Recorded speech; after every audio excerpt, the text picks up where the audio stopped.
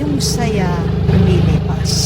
Pero ang tuwa, nananatili. Kaya nga, magandang itanong sa ating sarili, bakit ba ako nalulungkot? Baka naman tinitignan mo yung mga bagay na wala sa iyo. Baka naman masyado kang nakatuon dun sa mahirap at mabigat na kalagayan mo. Remember, my dear friends, that one key to joy is gratitude. Ang taong palaging nagpapasalamat sa kung ano ang pinagkaloob ng Diyos sa kanya, hindi siya malulungkot at makakaranas siya ng tuwa.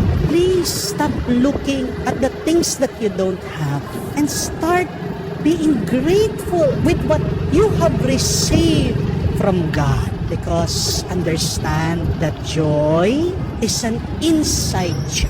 Ang tuwa, nasa loob mo yan. Huwag mong hahanapin sa labas. Dahil nasa iyong kalooban, mas madali na maranasan mo yan. Dahil ikaw ang pumipili dyan.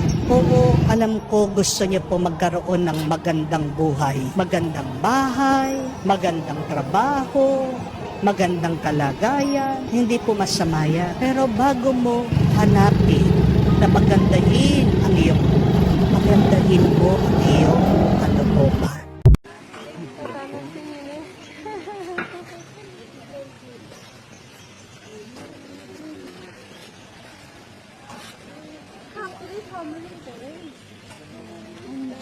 So